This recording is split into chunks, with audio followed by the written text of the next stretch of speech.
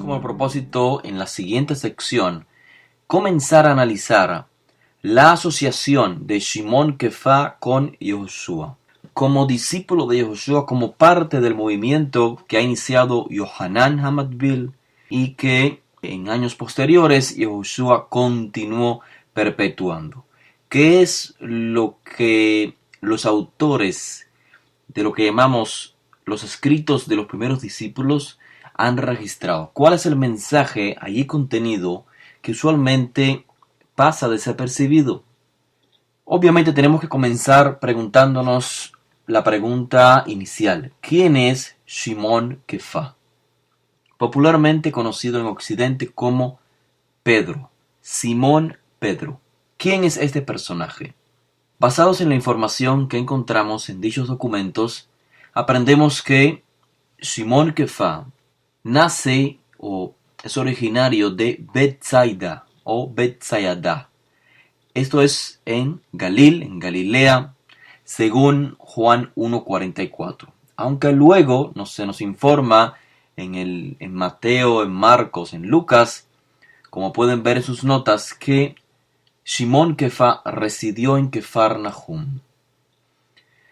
Pero finalmente leemos en el libro de Hechos de los Shiluchim que Shimon se traslada a Jerusalén. Su medio de sustento era, según nos informan, es la pesca. Pero no pensemos que era un simple pescador. O sea, tenía un negocio ya desarrollado, tenía barcas y tenía asociados. Esto lo encontramos en el libro de Lucas, capítulo 5, verso 10. Entre los asociados se encontraba la familia de Zabdiel, el padre de Jacob y Yohanan, esposo de Shlomit, dos de los discípulos más destacados de Yehoshua, Jacob y Yohanan, los hijos de Zebedeo. Shimon, como todos ustedes habrán de saber, llegó a ser el discípulo más destacado, inclusive el discípulo en quien Yehoshua confía el liderazgo. Y esta es una realidad que la leemos no solamente en los así llamados sinópticos o los 4 evangelios, sino inclusive, sobre todo en las correspondencias, las epístolas de Shaul de Tarso, se puede percibir la importancia que Shimon Kefa jugó o el papel que desarrolló en los primeros años en el desarrollo de la comunidad de los discípulos de Rabbi Yoshua. Para comprender en qué contexto podemos colocar a Shimon Kefa en lo que el mundo occidental conoce como evangelios, el papel que desarrolló Shimon Kefa dentro de los discípulos en los primeros años que Yoshua estuvo con ellos, es necesario comprender que habían diferentes tipos de discípulos. Por ejemplo, veámoslo como observantes, pero desde el exterior. ¿Qué es lo que primero se percibía cuando se veía a Yehoshua rodeado de discípulos? O digamos de seguidores, de multitudes. Lo primero que se percibía era Haburot. Esto es compañías, multitudes, grupos de personas que seguían a Yehoshua de Nazaret. Aunque estas personas también podían ser identificadas como talmidim, como estudiantes, pero en un sentido más amplio, por supuesto, del término talmidim, es decir, como seguidores, no talmidim como personas que diariamente asistían o se allegaban a Rabbi Yoshua para estudiar, sino en un término más amplio, Haburot, o talmidim si se quiere, pero en términos más amplios, o sea, seguidores, interesados en el mensaje o identificados de alguna manera con el mensaje y la enseñanza básica que está transmitiendo Yoshua. Eso es lo primero que se puede percibir cuando en aquel momento una persona del exterior veía a Josué y a los que lo acompañaban. Estas Jaburot no pasaban todo el tiempo con Josué, sino que viajaban, inclusive venían de ciudades no vecinas. Su objetivo era oír, escuchar el mensaje de este profeta. Me refiero a Josué de Nazaret, Josué de Galilea. Luego que escuchaban el mensaje y quizás pudieran tener acceso para solicitar preguntas y demás. Luego estas personas regresaban a sus lugares de orígenes para continuar obviamente con sus responsabilidades.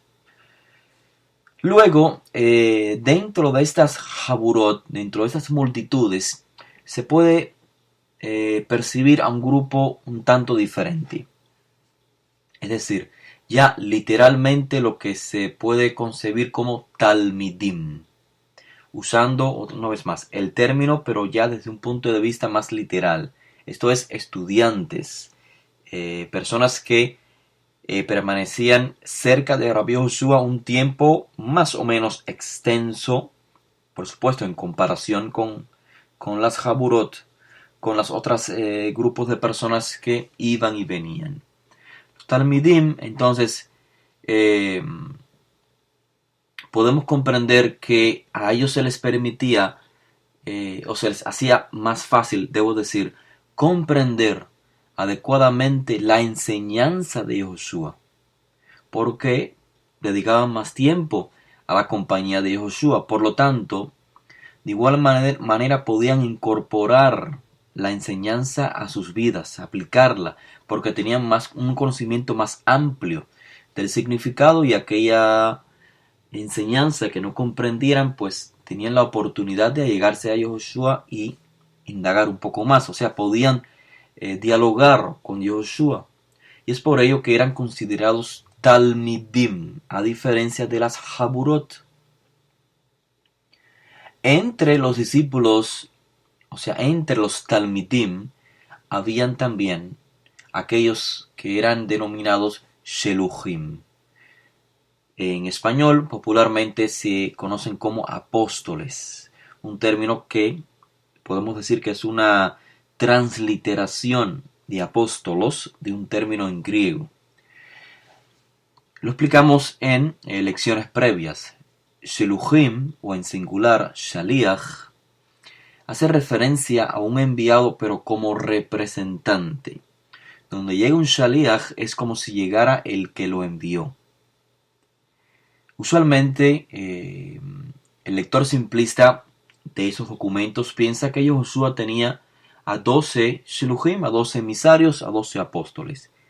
Pero no es totalmente la realidad. Obviamente Josué tenía a 12 Sheluchim muy particulares que lo acompañaban la mayoría del tiempo, pero según encontramos registrado en el libro de Lucas, allí se nos informa que existían al menos 70 Sheluchim, es decir, Josué envió a 70 personas en su nombre, o sea, como representantes, para transmitir su enseñanza. Por lo tanto, técnicamente, estos 70 también fueron llamados Sheluchim, enviados, representantes.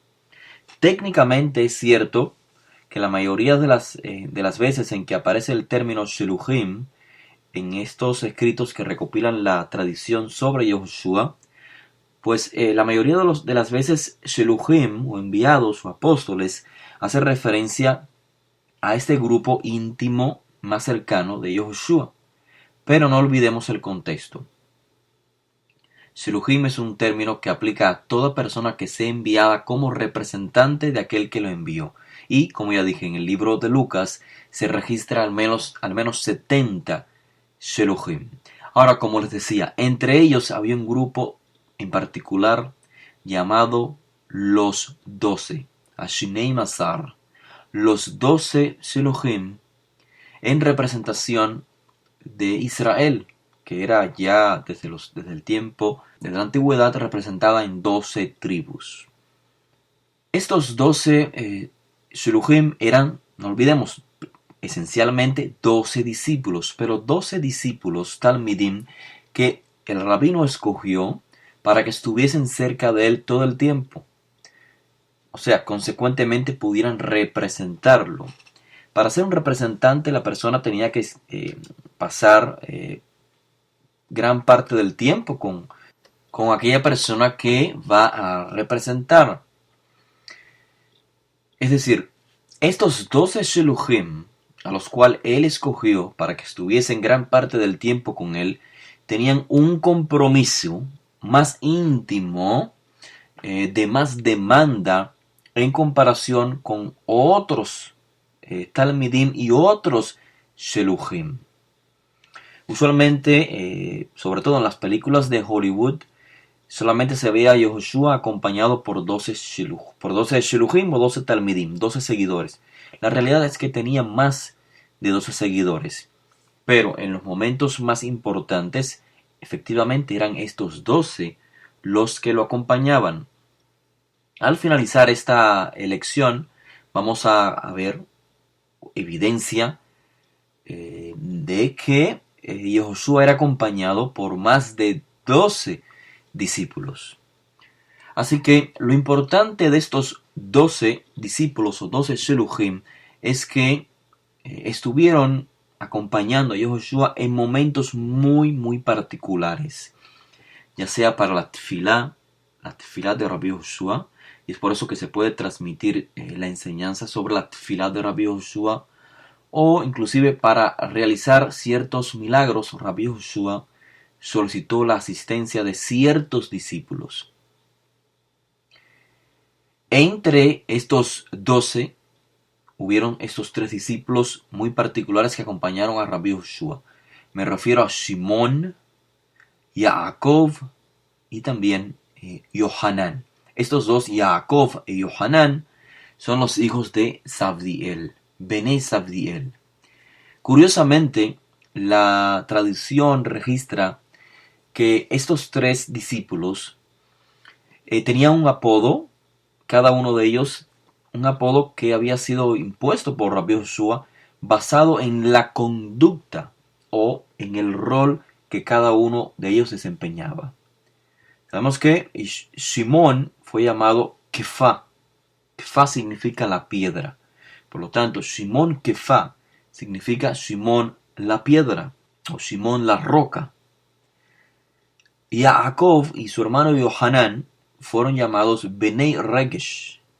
Esto significa entusiastas. Sin embargo, siempre fue acompañado la definición de cada uno de ellos en sentido plural, Benei Regesh. De igual manera, Yaakov y Yohanan son también llamados Bené Zabdiel en un contexto patronímico. El padre de Yaakov y Yohanan era Zabdiel, en español, siguiendo la traducción griega, es Zebedeo. Y la madre de ambos era Shelomit o Salomé en español. Ahora, estamos viendo una vez más, veamos el contexto. El contexto estamos creándolo para comprender dónde colocar a Shimón Kefá. Primeramente, analizamos o estamos viendo que Yehoshua era seguido por multitudes, jaburotes, gran cantidad de seguidores. Dentro de estos seguidores habían talmidim, personas un poco más con más tiempo para poder interactuar con Rabbi Yehoshua. Quizás tenían un poco más de responsabilidad con la enseñanza de Yehoshua debido al tiempo o a la cercanía a Rabbi Yehoshua. Al tiempo quiero decir el tiempo que podían estar con el rabino.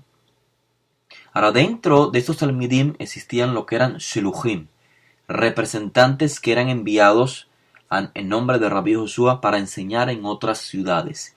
Dentro de estos sheluchim, que dijimos que eran al menos 70, hay 12 sheluchim en particular, que de igual manera tienen un compromiso más íntimo en comparación con los 70 sheluchim.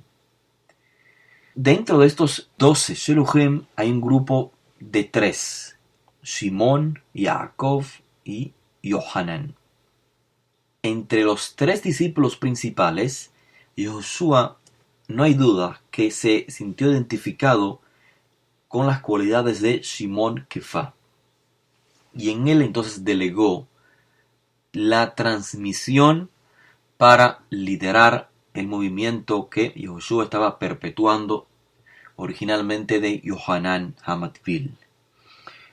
Ahora bien, hay una información particular sobre Shimon que usualmente es pasada por alto. Además de esta que acabamos de evidenciar, Shimon Kefá debemos de colocarlo en un grupo de 3 discípulos íntimos, 3 discípulos que estuvieron con Yehoshua en momentos muy particulares, lo cual indica que Yehoshua se identificaba con estos 3.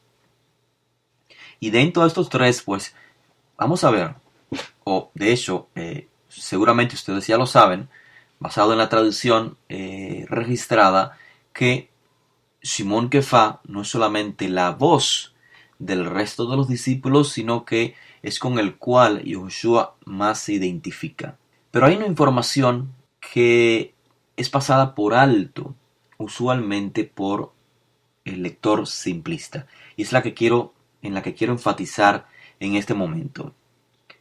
En la tradición recopilada en el libro de Juan, así llamado libro de Juan, aunque ya hemos evidenciado en otra ocasión que en realidad esta definición o título, libro de Juan o evangelio de Juan, no aparece en los documentos más antiguos, sino que cuando analizamos la información dentro de este documento llamado Juan, o sea, la evidencia interna, muestra que su autor debió de ser el Azar de Bet Hanania o Lázaro. Pues bien, en esta tradición, en este documento, Shimón es llamado Ben Yohanan, literalmente hijo de Yohanan. Usualmente la definición hijo de Yohanan o en hebreo Ben Yohanan se percibe como una referencia al nombre patronímico de Yohanan, o sea que el nombre del padre de Shimón era Yohanan. Sin embargo, solamente Shimón es identificado como Shimón ben Yohanan en 2 secciones del libro del testimonio del discípulo, o sea, el libro de Juan. En solamente 2 ocasiones, Shimón es identificado como Ben Yohanan, al principio y al final del libro. Pero los contextos de ambas secciones son las mismas, el discipulado. Así que no perdamos de vista este contexto. Cada vez que el tema es el discipulado de Shimón, este es llamado Shimón ben Yohanan. No es casualidad entonces, no es casualidad que al principio o al inicio del libro y al final del libro, Shimón sea identificado por el autor como Ben Yohanan. O sea, no es un descuido del autor, porque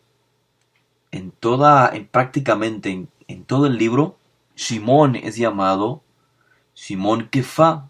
Hay veces que es llamado Kefá, pero la mayoría de las veces es Shimón Kefá. Solo al principio y al final es llamado Shimón ben Yohanan. Así que claramente el autor tiene un objetivo detrás de esta identificación. Y entonces es el trabajo del lector comprender cuál es el objetivo, cuál es el mensaje del autor a través de esta conexión que está creando con el inicio del libro y al final del libro. Las citas son Juan 1:41, la primera vez en que Shimón es llamado Shimón ben Yohanan. Esto ocurrió en Judea antes del arresto de Yohanan Hamatbil. Y en la segunda sección que Shimón es llamado ben Yohanan es en Juan 21:15. Esto ocurre en Galilea después de la resurrección de Yehoshua. Analicemos primeramente esta primera sección, Juan 1:41. Una vez más, es en Judea, toma lugar en Judea antes del arresto de Yohanan Hamatbil, Yohanan el inmersor, Yohanan ben Zeharia. Este suceso está gobernado, o sea, el entorno de este suceso, Juan 1:41, está gobernado por el testimonio de Yohanan el inmersor. Todo lo que o sea, de cualquier tema que se encuentre registrado en el capítulo 1 del libro de Juan, todo está rodeado por el testimonio de Yohanan. Testimonio obviamente sobre el mesianismo de Yehoshua de Nazaret. Habiendo recibido Yehoshua ya la Tevilá, es decir, habiéndose iniciado en el movimiento de Yohanan, el autor relata cómo Andrés y otro discípulo, posiblemente el autor del libro, ambos, Andrés y otro discípulo, escucharon lo que Yohanan dijo sobre Yehoshua. Andrés y este otro discípulo son identificados como discípulos de Yohanan. Andrés, dice el autor, que lleva a su hermano, o sea, Simón, lo lleva ante Yehoshua. Bajo este contexto mesianista, hemos hallado al Mashiach. Es decir, hemos hallado al líder divinamente elegido para gobernar sobre Israel, a la autoridad divinamente elegida, Yehoshua ben Yosef de Nazaret. Pero esta definición, o esta expresión, hemos hallado al Mashiach, está gobernada una vez más por lo que ha dicho Yohanan. Yohanan ha identificado a Yehoshua como el Mashiach. Y basado en ello, entonces, Andrés y otro discípulo de Yohanan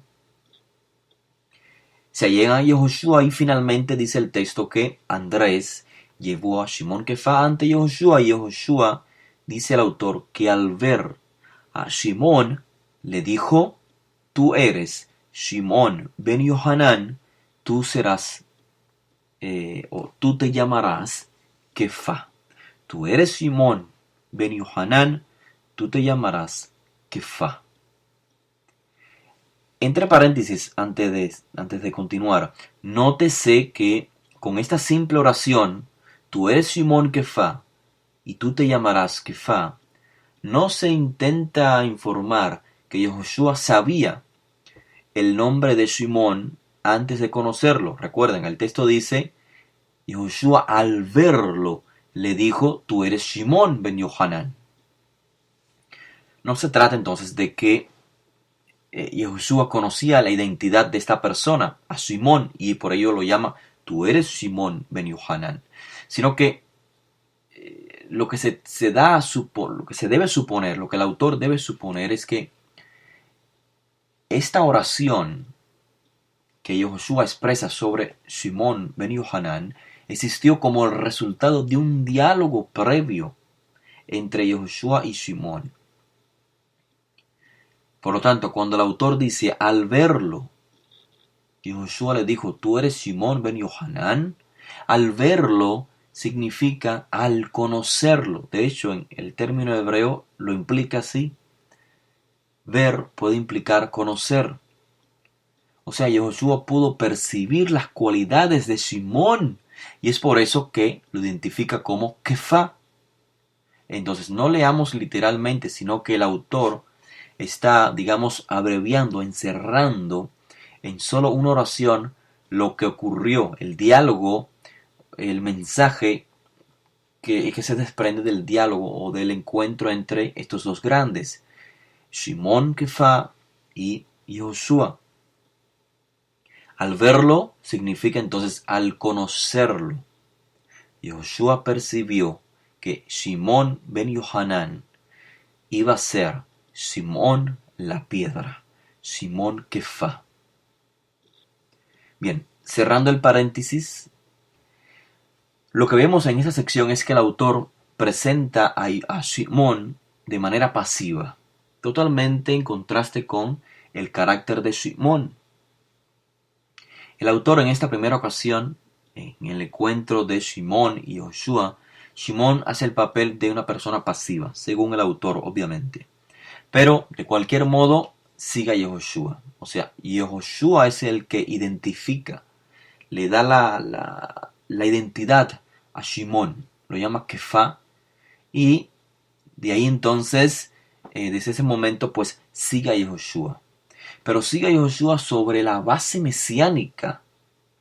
Una base mesiánica no originada en Andrés, en su hermano, sino en el rabino de Andrés, en Yohanan Hamatbil. Andrés presentó a Yehoshua, o mejor dicho, presentó a Shimón ante Yehoshua como el Mashiach, inspirado no en su propia conclusión, sino en las palabras que escuchó de su rabino, Yohanan Hamatbil. Y entonces, después de este encuentro, es que Yehoshua dice que en lugar de Shimón Kefa, en lugar de Shimón ben Yohanan, Shimón iba a ser llamado Kefa. De ahí en adelante, no perdamos esta información de vista, de ahí en adelante, en el libro que estamos analizando, popularmente llamado Juan, después de este detalle, Shimón no es llamado Kefa, sino Shimón Kefa. Esto es Shimón la piedra. En otras palabras, Shimón ben Yohanan no vino a ser Kefa. Una vez más, Shimón ben Yohanan no vino a ser Kefa. Shimón no ha dejado de ser Shimón.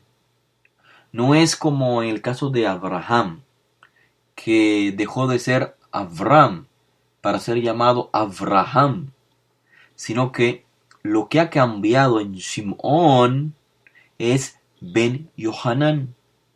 Shimón ben Yohanan ha venido a ser identificado como Shimón Kefa. Lo que ha cambiado en Shimón es ben Yohanan. ¿Qué significa esto? ¿Cuál es el significado entonces de la descripción ben Yohanan? Que ha dejado de existir en todas las narrativas que están entre el inicio y el final del libro. El contexto apunta a Yohanan Hamatbil. Yohanan ben Zecharia, Yohanan el hijo de Zacarías, Juan el inmersor. Es curioso que en el capítulo 1 de este libro, libro de Juan, la figura destacada, ¿quién es? En el capítulo 1, no es Yehoshua, es Yohanan. Es el testimonio que Yohanan Hamatbil expone sobre Yehoshua, el testimonio mesianista. Curiosamente, en este mismo contexto, Shimón es llamado Shimón ben Yohanan. Sabemos que Shimón y Andrés eran hermanos y formaban parte del grupo de los 12. Pero diferencia, notemos esto, este detalle tan curioso. Shimón y Andrés, sí, son hermanos, lo sabemos por la tradición recopilada. Ambos son identificados como hermanos. Pero, a diferencia de Jacob y Yohanan, otros que también son hermanos y forman parte también de los 12, la diferencia entre ellos es que en relación a Jacob y Yohanan, siempre se nos informa el nombre de su padre, Zebedeo, Bené Sabdiel, los hijos de Sabdiel. Pero lo mismo no ocurre con Simón y Andrés.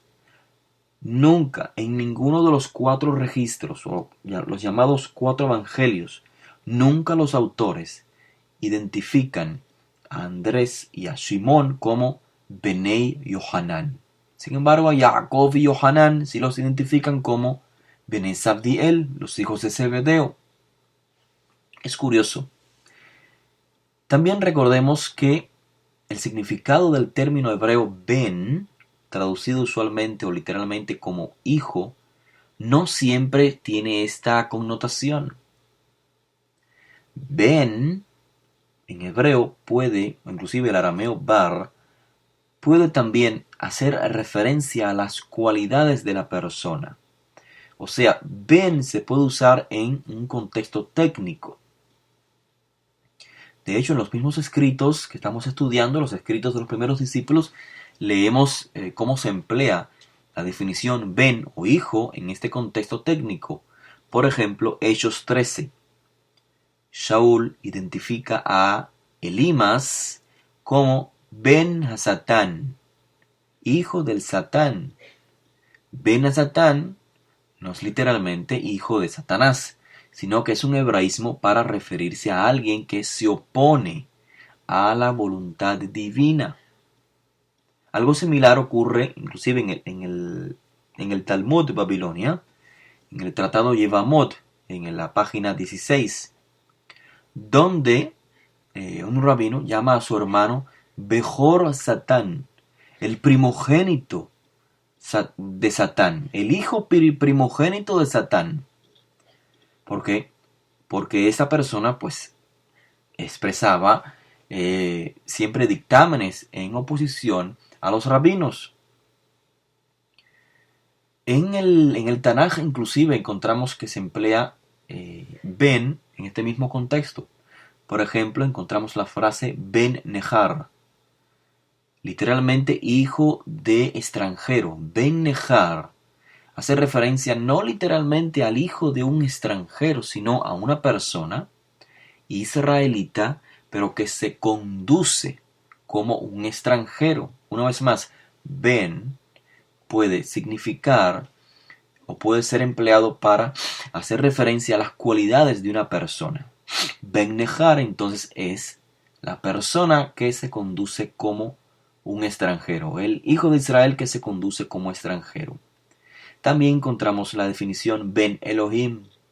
Ben Elohim no significa literalmente hijo de Elohim, sino personas devotas a Elohim o personas que imitan la conducta establecida por Elohim. Tenemos también la expresión Ben Torah. Ben Torah no significa literalmente el hijo de la Torah, sino una persona devota a la Torah. Benei Nevi'im, literalmente hijos de los profetas, significa los discípulos o personas devotas de los Nevi'im. De esta manera, pues, el término Ben es equivalente a discípulo.